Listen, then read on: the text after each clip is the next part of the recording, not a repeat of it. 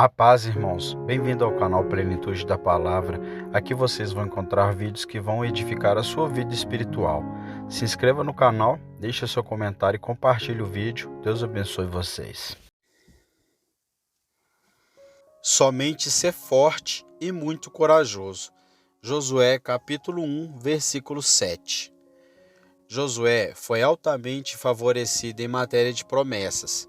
As promessas dadas a ele por Deus foram amplamente abrangentes e extremamente encorajadoras. Mas Josué não deveria, portanto, dizer consigo mesmo: esses compromissos da aliança certamente serão cumpridos e, portanto, posso ficar parado e não fazer nada. Pelo contrário, porque Deus havia decretado que a terra deveria ser conquistada, Josué deveria ser diligente em liderar o povo para a batalha. Ele não deveria usar a promessa como um leito sobre o qual sua indolência pudesse se deleitar, mas como um cinto com o qual cingir seus lombos para atividades futuras. Com estímulo à energia, consideremos sempre as graciosas promessas de nosso Deus. Nós pecaríamos contra Ele da maneira mais ingrata e detestável se disséssemos dentro de nós mesmos: Deus não abandonará seu povo. Portanto, vamos nos aventurar no pecado. E somos quase igualmente perversos se sussurrarmos em nossas mentes: Deus certamente cumprirá seus próprios decretos e dará as almas de seus remidos como recompensa a seu Filho Jesus. Esta não é uma linguagem apropriada para filhos verdadeiros. Esta é a conversa dos ignorantes e dolentes, ou de meros pretendentes que apenas zombam de Deus enquanto fingem reverenciar seus decretos. Pelo juramento, pela promessa, pela aliança e pelo sangue que o sela, somos exortados continuamente a trabalhar por Cristo. Josué foi especialmente exortado a continuar no caminho da obediência. Ele era o capitão, mas havia um grande comandante-chefe que lhe dava ordens de marcha. Josué não foi deixado a seu próprio julgamento falível ou fantasia inconstante, mas ele deveria fazer de acordo com tudo o que estava escrito no livro da lei. Assim é conosco que somos crentes. Não estamos debaixo da lei, mas debaixo da graça. Ainda assim, existe uma regra do Evangelho que somos obrigados a seguir. E a lei, nas mãos de um Cristo, é uma regra de vida deliciosa para o crente. Somente ser forte e muito corajoso, para que tenhas cuidado de fazer conforme toda a lei que meu servo Moisés te ordenou. Você supôs, quando ouviu as palavras: apenas seja forte e muito corajoso, que alguma grande façanha deveria ser realizada, e a suposição estava correta, pois todas as façanhas estão compreendidas nessa única declaração, para que você possa observar para fazer conforme toda a lei que meu servo Moisés te ordenou. A maior façanha da vida cristã é obedecer a Cristo. Esta é uma façanha que nunca será realizada por nenhum homem, a menos que tenha aprendido a regra da fé, tenha sido levado a descansar em Cristo e a avançar no caminho da obediência com uma força que não é sua, mas que ele recebeu da obra da habitação do Espírito Santo. O mundo considera a obediência uma coisa mesquinha e fala da rebelião como liberdade. Ouvimos homens dizerem: serei meu próprio mestre, seguirei minha própria vontade. Ser um livre pensador e um livre fígado parece ser a glória do mundano. E ainda assim, se o mundo pudesse ter bom senso suficiente para se condenar por tolice, mediante prova indiscutível, não seria difícil provar que um juriador do obediente é um tolo. Pegue a regra marcial do mundo. Quem é considerado o mais ousado e o melhor soldado, senão um homem que é mais completamente obediente ao comando do capitão? E, no entanto, Se o mundo pudesse ter bom senso o suficiente para se condenar por loucura, mediante prova indiscutível, não seria difícil provar que um insultador do obediente é um tolo. Há uma história contada sobre as antigas guerras francesas que foi repetida centenas de vezes. Uma sentinela é colocada para manter uma certa posição e, ao anoitecer, enquanto ela anda de um lado para o outro, o próprio imperador aparece. Ele não sabe a senha. Imediatamente o soldado o detém. Você não pode passar, diz ele. Mas devo passar, diz o imperador. Não, responde o homem. Se você fosse o próprio pequeno cabo de cinza, não deveria passar. Com o que, é claro, ele se referia ao imperador. Assim, o próprio autocrata foi contido por ordem. O soldado vigilante foi depois generosamente recompensado, e todo mundo disse que ele era um sujeito corajoso. Agora, a partir dessa instância, e existem centenas de tais que são sempre, dito com aprovação, aprendemos que a obediência aos comandos superiores, realizada em todos os perigos, é uma das maiores provas de coragem que um homem pode dar. A isso, o próprio mundo dá seu assentimento. Então, certamente não é uma coisa mesquinha e sorrateira para um homem ser obediente, àquele que é comandante supremo do universo, o Rei dos reis e Senhor dos senhores, aquele que faria o que é certo e verdadeiro a sangue frio, na boca do ridículo. É um homem mais ousado do que aquele que se lança diante da boca do canhão pela fama. Sim, e deixe-me acrescentar, persistir em obediência escrupulosa é um homem mais ousado do que aquele que se lança diante da boca do canhão pela fama. Deixe-me acrescentar, persistir em obediência escrupulosa ao longo da vida pode precisar de mais coragem do que até mesmo o mártir demonstra quando de uma vez por todas se entrega para queimar na fogueira. No caso de Josué, a plena obediência ao mandamento divino envolvia inúmeras dificuldades.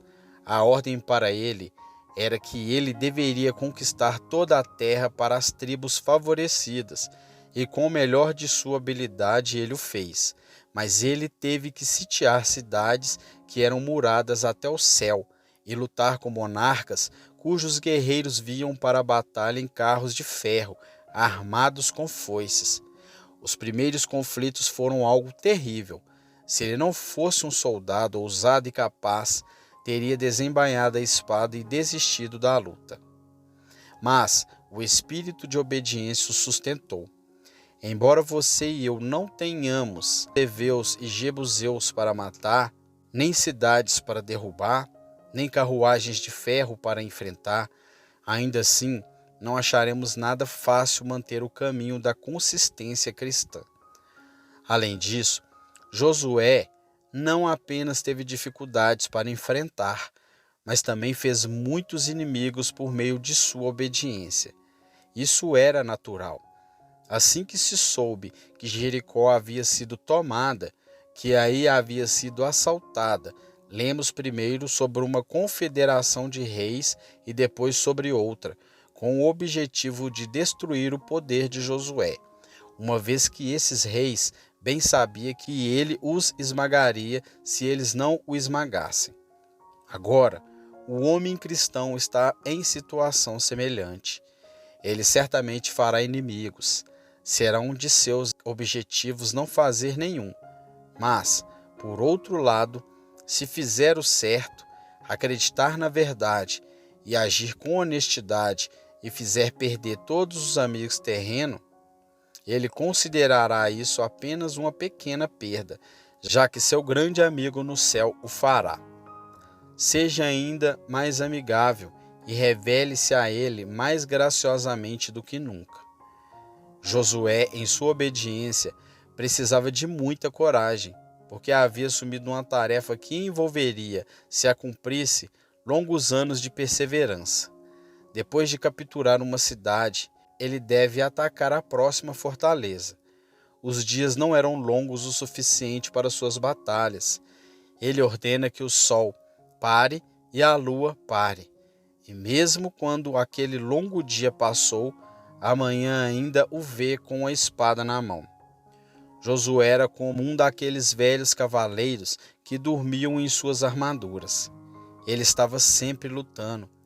Sua espada deve ter sido bem cortada e, muitas vezes, sua armadura deve ter sido vermelho sangue.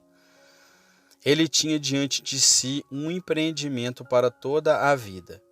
Assim é a vida do cristão, uma guerra de ponta a ponta.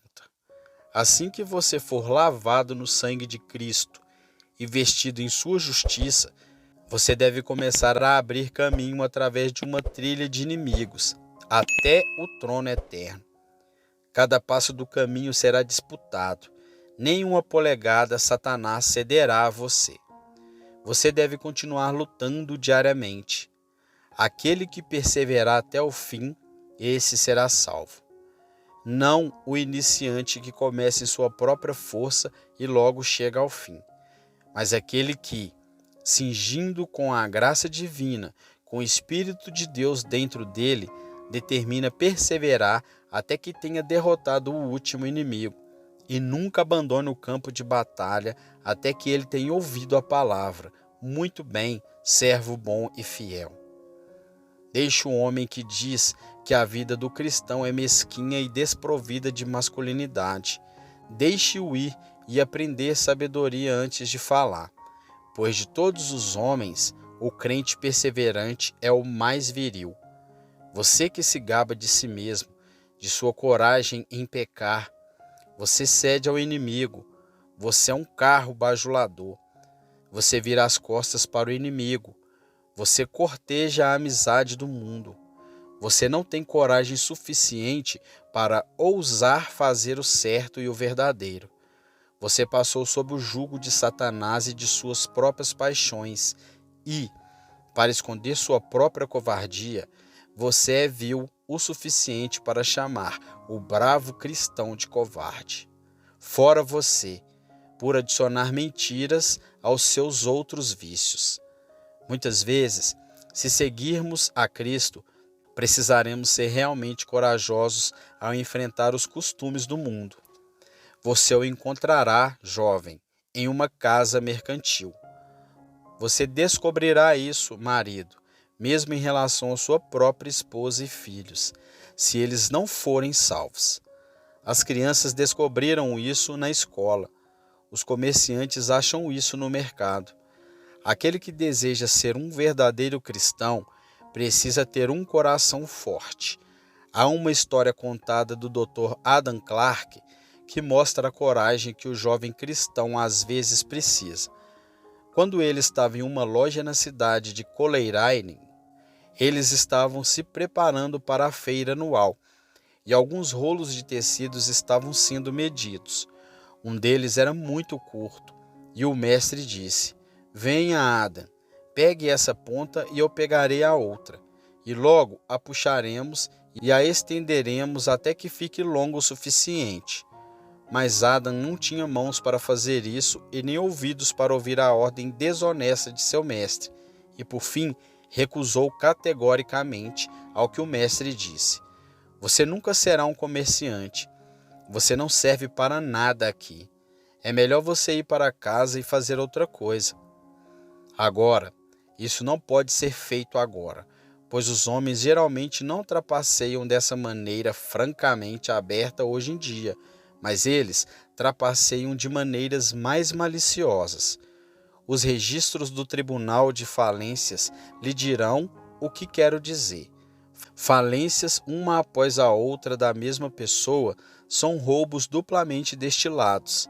Geralmente, não um roubo antiquado, como aquele que outrora levava os homens ao transporte e à forca, mas algo pior do que assaltos e furtos em rodovias.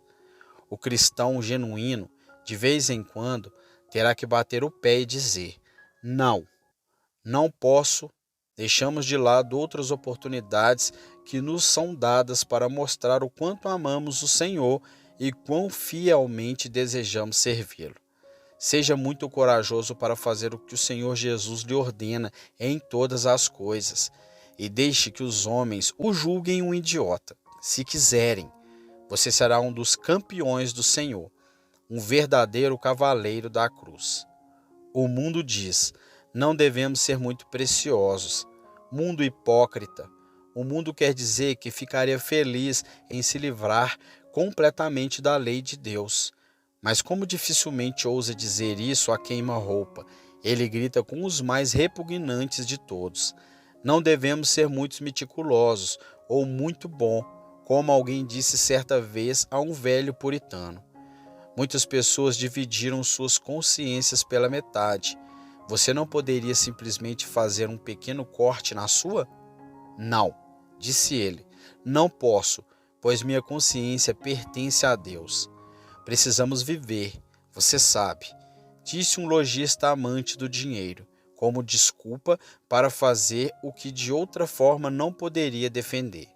Sim, mas devemos morrer, foi a resposta, e portanto não devemos fazer tal coisa. Não há nenhuma necessidade particular para qualquer um de nós viver. Provavelmente estamos melhor mortos.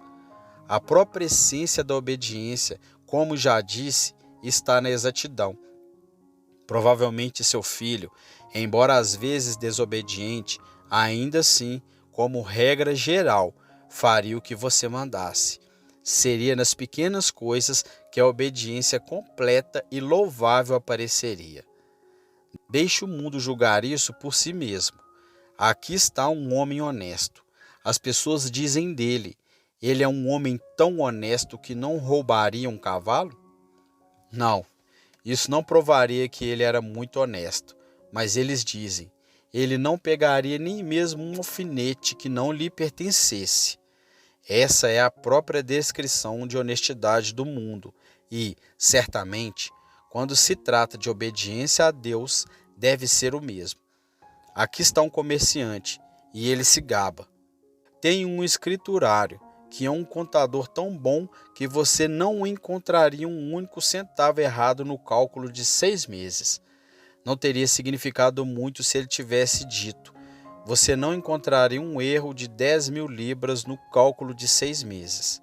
E, no entanto, se um homem se apega a pequenas coisas e é minucioso e minucioso, os mundanos o acusam de ser muito rígido, muito estreito, e não sei o que é mais.